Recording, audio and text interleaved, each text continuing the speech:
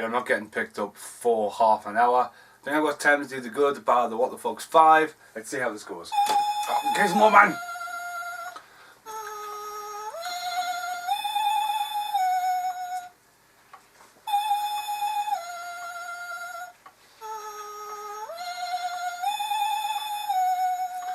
Hello, I'm Stephen Monkey Mason and welcome to the good, the bad, the what the fucks, Volume 5, Corey Haim Movies, Volume 1. Now the last 4 volumes have all been about Corey Feldman, so I do apologise in advance if I say Corey Feldman, and I mean Corey Haim. Sorry. Now I'm just getting ready to go out, and I've got 10 random Corey Haim movies to talk about. Now what happened to Corey Haim? Well, what happened to my Frills single, What Happened to Corey Haim? I can't find it. Corey Haim pretty much fell off the map in the late 90s, had a little bit of a comeback before his tragic death in 2010. Now Corey Haim is a Canadian born actor who basically tail-coated onto his sister's audition, and he became a little star when he was very young and became famous for stuff like The Lost Boys, Lucas. They were pretty high ones. License to Drive, went straight to DVD pretty much all through the 90s, and his last big movie to come out at the pictures was Crank 2. Now, before I start talking about these movies, let's have a look at this. This is Sarah Duff, License to Dream, which is a mix of License to Drive and Dream a Little Dream or Dream Machine. The Life of Corey Haim. I have read this, unlike Corey Feldman's memoir, Choreography, which is all written by him. This was written after Corey Haim's death, and I did enjoy this, but I've got a few things to point out. First off, in the outtakes I will find, if I still own it, a film called Merlin. Now this book says Corey Haim's in that, he isn't. And one of the big comeback moments for Corey Haim was when Joel Schumacher, Bat Tits, took over the Batman franchise from Tim Burton, and Corey Haim pretty much was going to be given the role of Robin. Now Marlon Wayans was cast as Robin in the original Batman and still gets a nice paycheck, apparently so, because Tim Burton didn't use Robin. They didn't use Robin in Batman Returns, and when Joel Schumacher took over, he decided that Corey Haim and Corey Feldman could possibly play a Robin before Chris O'Donnell, and in this book it tells the tragic events of him going to the interview for it. Interviews sort of get to see where he was, completely took the wrong pills before he got there, and George Schumacher just had to say, there's no chance I am going to make you Robin. But the thing what's misquoted in this, as you want to take this as a little bit of a touch of cloth, that's what I meant. When they're talking about this, Val Kilmer plays Batman in Batman Forever. Am I right? I think I am right. In this, it's George Clooney. What the fuck's up with that? But if you can get a hold of this, it is quite a good read. It's a bit tragic, but yeah.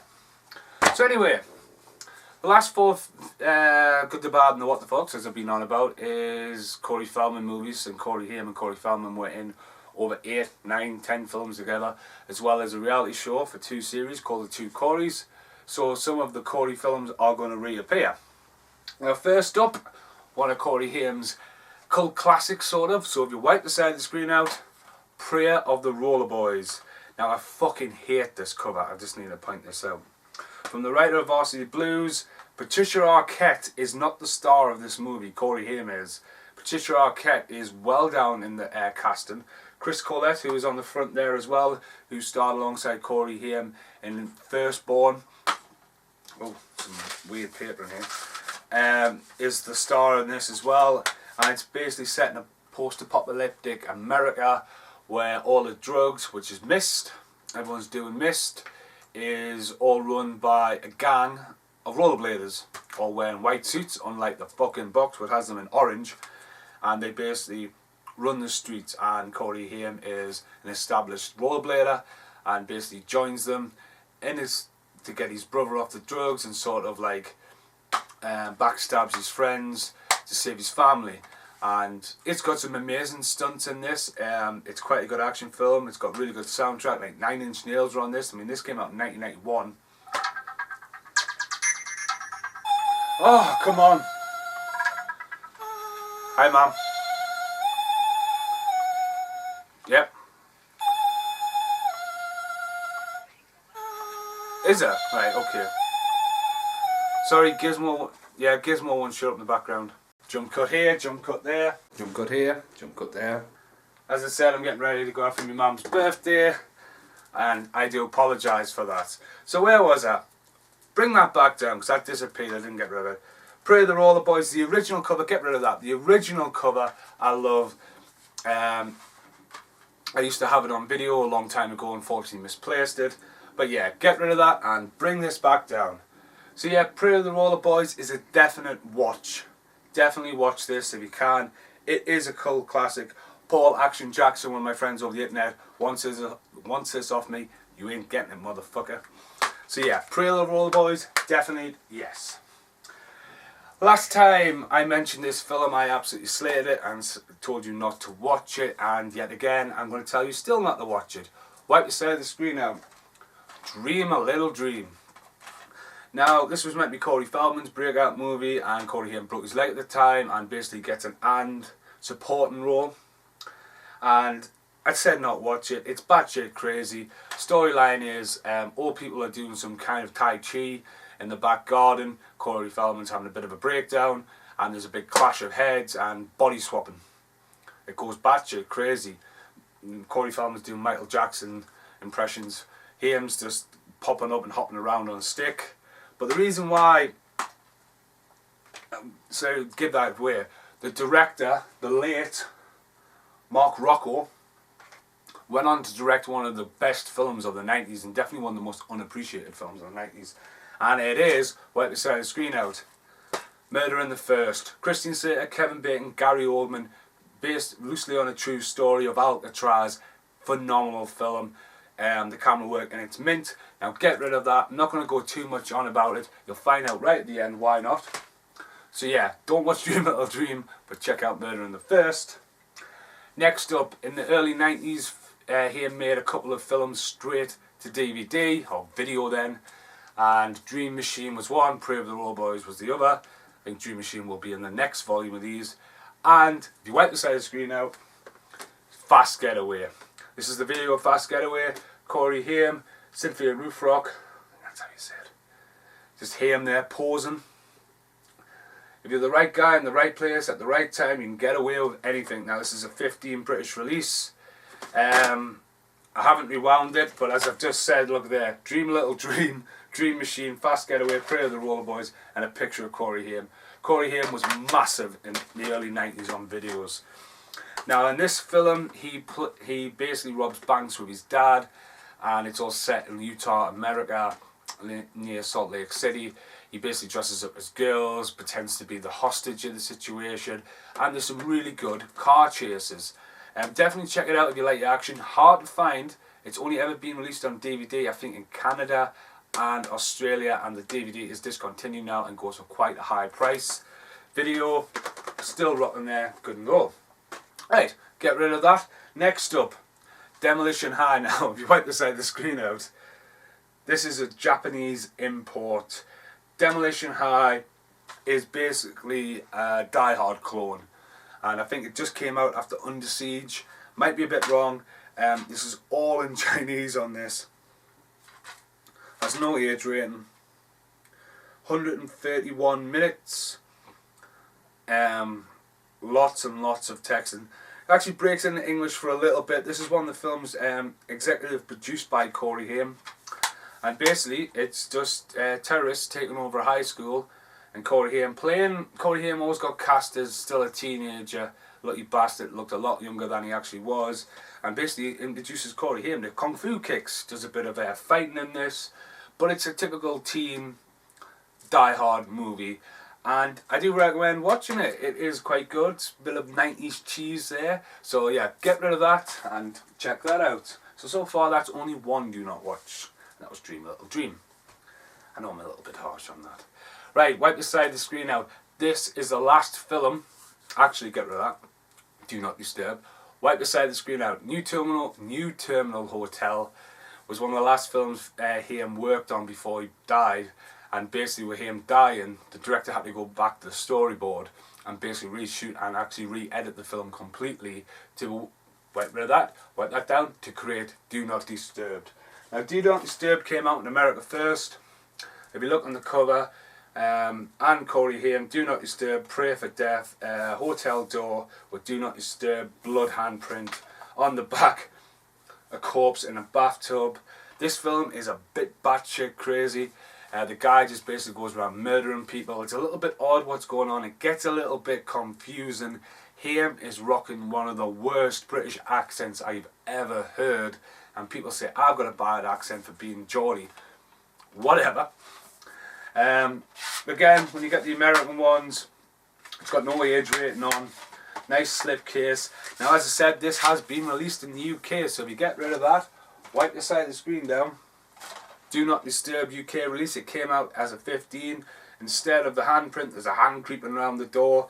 It's got a few scariest movies days, the Dark Zone official selection for the Amber Bella Phoenix Festival, Dead Winter Horror Collection. So this did pretty well. The back of the box totally changes. The main star, who I think is Stephen Jeffries, is on the back there. Haim is not on the back of the box. No, he's there. No, that's not him, sorry. So I get confused. But do you watch it? Yeah, it was pretty creepy. It's got a few clowns in it and stuff like that. Horror film, but goes for less than £5, brand new. This rattles a lot. So definitely check out Do Not Disturb. Next up, wipe the side of the screen out. Now, which cover should that be? It's going to be the original one. I have 2 copies of this. Silver Bullet. I've done a review for this when I'm in my shed. Get rid of that. Wipe me over. Yep, that's me in my shed. Back end of last year. Hi, I'm back. Wipe the side of the screen down with the other cover. That cover. Silver Bullet is based on A Circle of Wolves by Stephen King. It is a very early 80s film starring Gary Busey. And basically him plays a disabled kid called Marty in a wheelchair, which ends up being a pimped motorbike by the end of the movie. And it is basically quite a very creepy, eerie, early 80s horror film. Now I'll go on a lot more review with that in the review, which is in the description below. That is a definite watch, but this is due for a remake. I would like to see that get actually remade. It's getting remade. What else is getting remade by Stephen King's? Dark Tower's finally coming out. You know, that needs revisiting. It is quite a good horror film, but it's all about the characters and definitely revolves around Corey Haim's character Marty, and he is phenomenal in that role. So far, Dream Little Dream's the only one not to watch. Next up, wipe the side of the screen out. The Back Lot Murders. Looking like a literally Silverstone on the cover there. That's all I was thought of. It definitely isn't. Back Lot Murders. It's got the Psycho House on the front. On the back, Hollywood. Friends stab you in the back. Hollywood, where friends stab you in the back, sorry. Haim does appear briefly on the back there, as well as one of the girls running completely naked. That looks like a scene from Scary Movie. Now basically, this movie, now I have been on the back lots of Universal. I've been at the Psycho House, I've been around the back where The Lost World was filmed, and walking around that, whoever came up with this film, it was directed by David, don't want to butcher his name. Where's the writer? Story by Paul. Right, it's written by these 2 guys here. Yeah. Do apologise, but the idea of this was amazing. Basically, renting out the back lot to Universal Studios.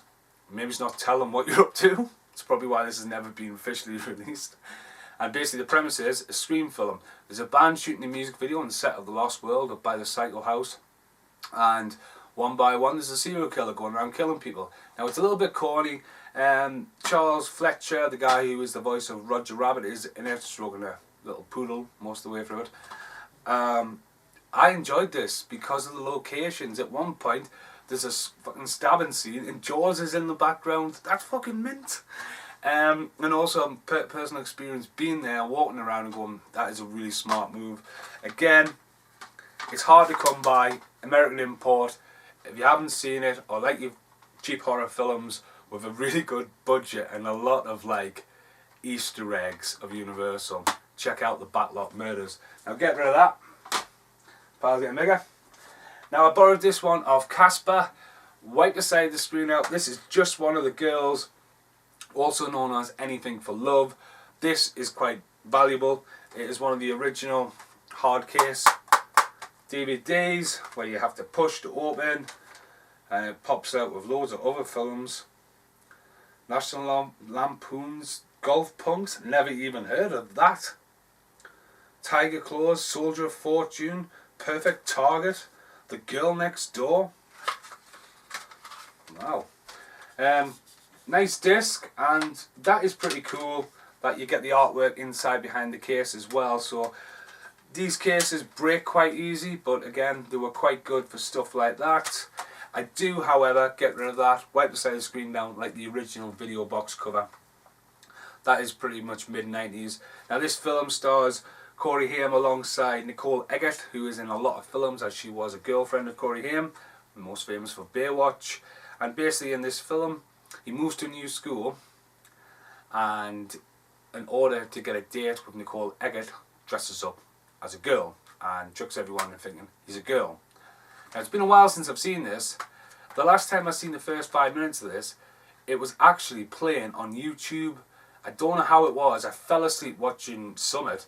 Normally I'm watching Oliver Harper's videos and I wake up with some batshit crazy Spanish movies. But one night this was playing and I was like, what the hell? So I think the full movie of this is on YouTube. So if you want to check it out, I definitely recommend watching it. It does have some funny bits, but you know, Haim does not look like a girl. Next up, this was In Good and the Bad and the What the Fucks. I'm trying to remember what it was. But Good, the Bad and the What the Fucks. I need a jump cut. Jump cut. Jump cut. Jump cut to King Kong. Jump cut. Jump cut to Gizmo. See, jump cut here, jump cut there. Sorry, I just had to jump cut for a minute. The next film was mentioned in one of the Good, the Bad and the What the Fucks for Corey Haim. It is, wipe the side of the screen out, the one I own, National Lampoon's Last Resort. That's in my hand right here. Now this film was one of the deals Corey Haim and Corey Feldman got into of doing some new films together after an absence of films from them. National Lampoon's went straight down the shitter in the 90s. Just before with Golf Punks, I never even fucking heard of it. I'm sure there was one called Men in White as well. When this came out in the UK, it was called Scuba School and had a far better cover than that. Now, when I went over to Casper's the other day to borrow Casper's very limited edition steelbooks, which are still right next to us, which I haven't scratched yet, Casper. Don't think I have anyway. Still got a scratch on them, Casper. Predator and Predator 2's in there.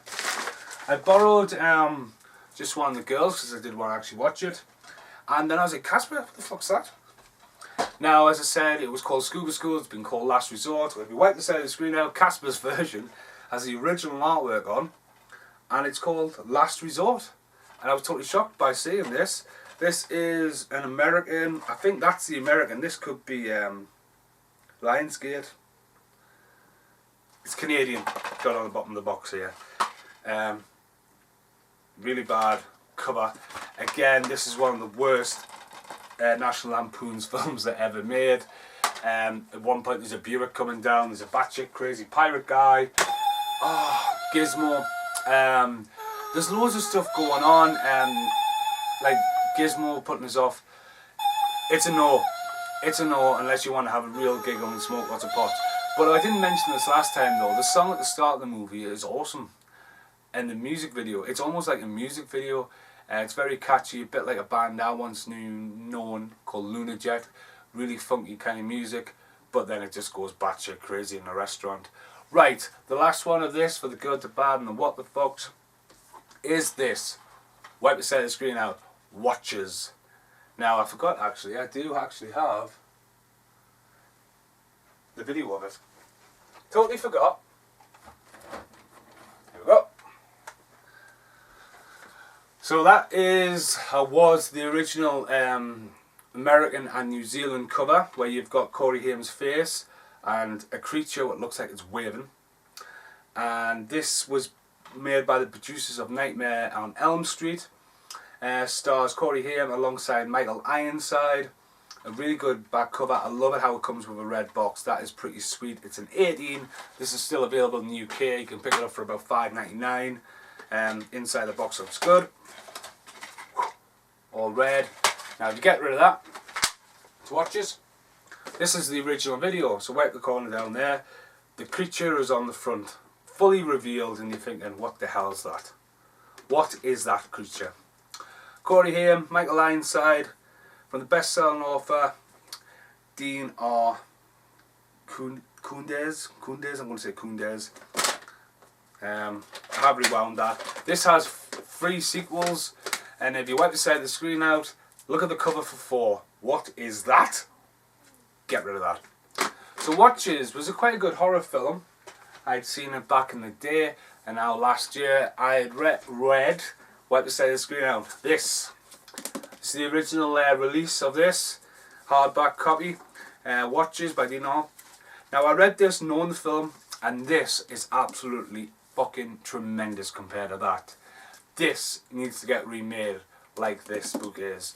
Now in the film, Corey Haim plays Travis, and he basically finds a dog what's very smart, and where this dog escapes from, this creature follows it, and basically dog goes there, creature goes there, that guy dies, and Corey Haim's running around with his mum, and there's a big like conspiracy as there's a third experiment, which is Jeremy Irons, who's a bit of a crossbreed. And yeah, it's a typical film. Now in this, totally different. The Travis character is an older guy who is basically contemplating suicide at one point, and he is in the woods and he meets the dog, and the dog is super intelligent, but in the book is absolutely hilarious because it can't talk, it's all like communications. The dog is obsessed with Mickey Mouse, and basically the creature what escapes.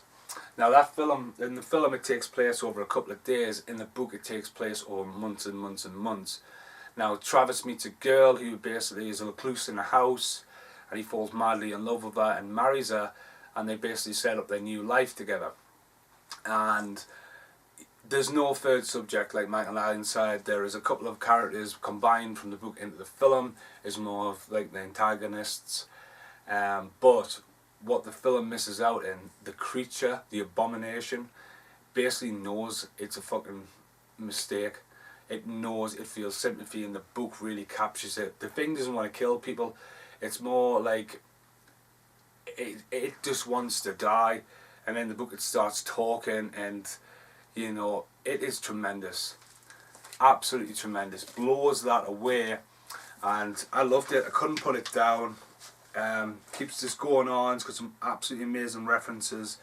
Has a happy ending, as there is more dogs. I think they're all called named after Mickey Mouse characters because the dog named them and stuff like that. But this is absolutely tremendous. Right, out of all them, there was only one film not to watch. It was Dream a Little Dream. I was going to say Dream a Little Dream 2. That'll be in the next one.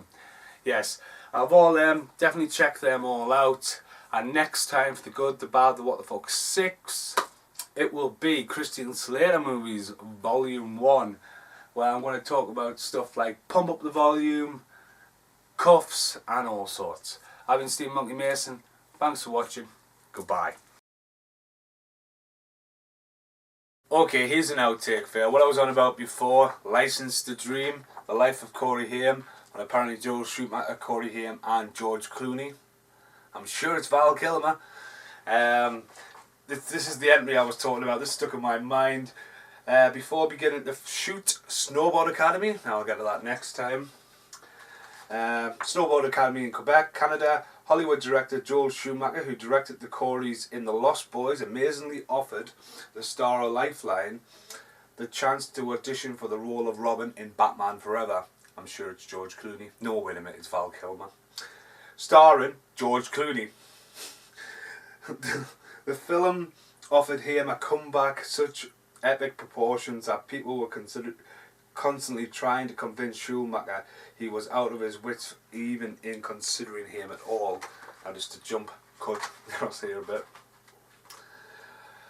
Although producers were not happy at the invitation, Haim did show up on the February Mon. It was a choice Schumacher regretted. Unfortunately, Haim was seriously juiced up. I think it was antidepressants or something. But his reading was completely off, and George came up afterwards and said, I can't work with this kid, completely off the page. I went and talked to Corey in the corner. I told him, look, this is a big opportunity, don't mess it up. And he looked at me with bloodshot eyes and slurring words, and I asked him, what are you on? He said, Joel, I just took a little something. I'm prescribed because I was nervous, but I feel shit now. After the producers told him not to come back, I was devastated for Corey. Watching him go downhill like that was incredibly sad, Joel Schumacher said afterwards. Well, you know, it is definitely Val Kilmer. There's a bit up here as well. I spoke to Corey, and after being given a second chance, at one point he even said he'll do the film for free, so I invited him for a screen test alongside George Clooney. I'm sure it's Val Kilmer. Next outtake. Okay, here's an outtake for you. I'm just literally finally editing the video. Hi Milo. On cue. Hold that up. Hold the Prayer of the Roller Boys up. Right, so anyway, I was talking about Prayer of the Roller Boys. Here's an outtake for you. I'm trying to do this outtake for Prayer of the Roller Boys, and Milo's attacking us. Well, maybe it looks like I'm attacking him. Back to this book. Apparently Corey Haim is in this one. Merlin, starring Sam Neill, Helen Bonham Carter, Rutger Hauer, James Earl Jones. Pretty big cast, including Martin Short. I'm possessed in his space there. Yeah, this is the one listed for Corey Haim. He's meant to play Willow. It is not, but even people on Amazon think this is. So I purchased it, and it's not. Go over there next to fucking throwback. Anyway, next outtake. Okay, here's an outtake for you. When I was on about Prayer of the Roller Boys, it's in my hand right there. The best way to describe Prayer of the Roller Boys. Now, this was just made after Point Break, but what Prayer of the Roller Boys is, it's 7:30 in the morning. I'm so tired. Anyway, what Prayer of the Roller Boys is Fast and the Furious on rollerblades. It's the same storyline as Fast and the Furious, almost a decade beforehand. So, if you like Fast and the Furious, check out Prayer of the Roller Boys on DVD or on video if you can find it. Next outtake. Here's an outtake for you. I was quite impressed that I didn't make that many cock-ups, well, at all. Like, I only did the one take for the good, the bad and the what the fucks, even though it was a week ago now. But I've just been watching it back, and I did make a few mistakes. At one point I definitely said Corey Feldman instead of Corey Haim. I said Jeremy Irons instead of Michael Ironside when I was talking about fucking watches. And going on about watches, I went, wipe the side of the screen out. What the fuck is that? Watches for, it's actually watches 3 hours on about. Idiot. So yeah, if you see little, like there, I'm an idiot. If you see stuff like that appearing throughout the, or if you have seen stuff like that, see, appearing throughout the video, it's when I've said something completely wrong. Next outtake. Right, there's no more outtakes. I hope you enjoyed this video. If you check out my YouTube page, I'm doing a new show called Random, which is coming out, well, pretty much every other day. I get time to edit it, and this retro video is free. The Predator tribute, they're all being filmed back to back and cutting in between each other, so you're going to find references to that, references to this. Where did that Frankenstein hand come from? Where did fucking Gizmo come from? Well, Gizmo comes in now, I'm gonna drag this down. Where did the random hand come from? Where's the Cookie Monster come from? What are all these fucking old retro videos doing on the floor? Yeah, so definitely check out the other videos. Thanks for watching. Goodbye.